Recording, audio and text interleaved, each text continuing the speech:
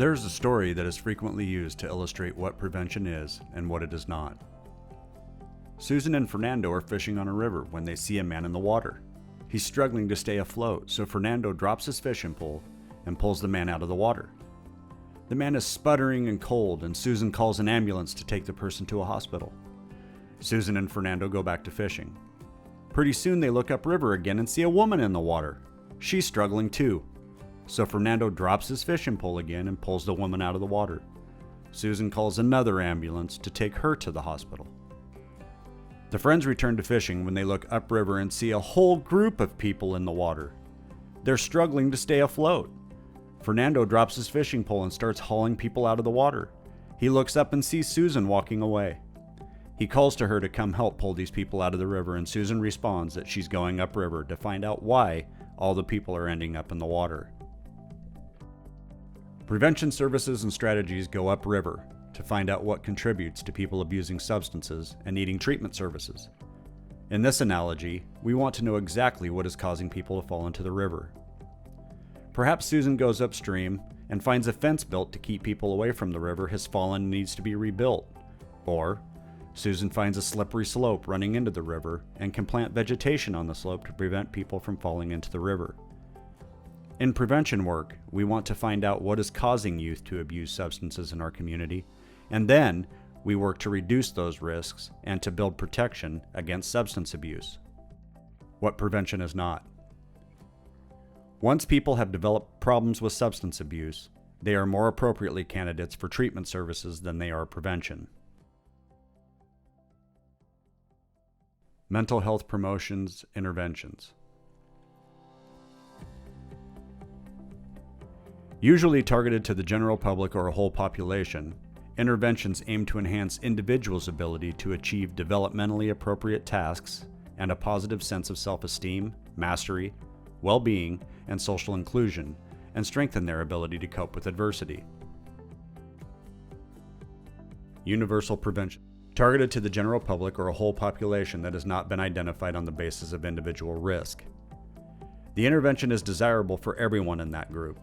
Universal interventions have advantages. When their costs per individual are low, the intervention is effective and acceptable to the population, and there is low risk from the intervention.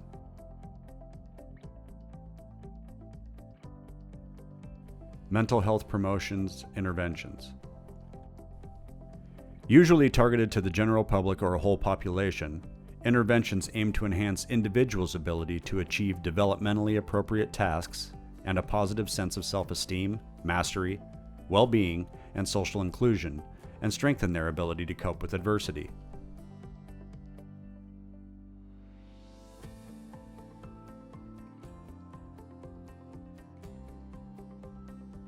Indicated prevention is targeted to high-risk individuals who are identified as having minimal but detectable signs or symptoms foreshadowing mental, emotional, or behavioral disorder, or biological markers indicating predisposition for such a disorder, but who do not meet diagnostic levels at the current time. Indicated interventions might be reasonable even if intervention costs are high and even if the intervention entails some risk.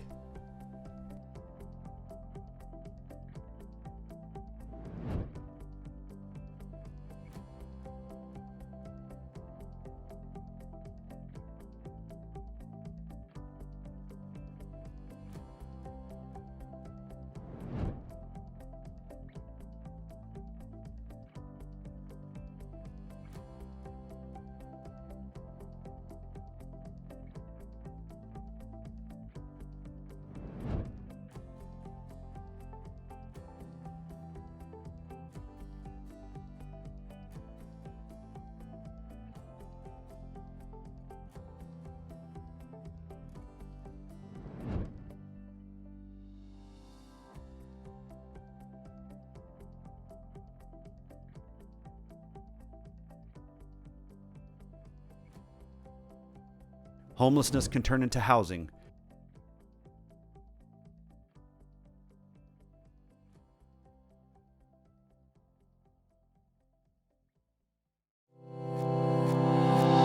And overdoses can be turned into abundance.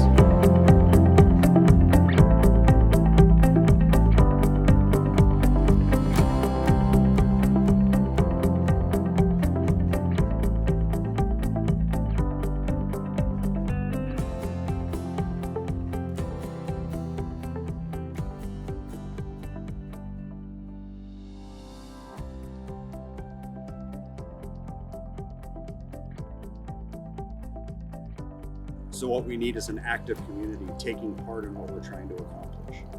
So what EPIC really needs to be more successful is you. It needs every hand and every volunteer it can get to make that one small change, take that one small step to have an effective change in this community.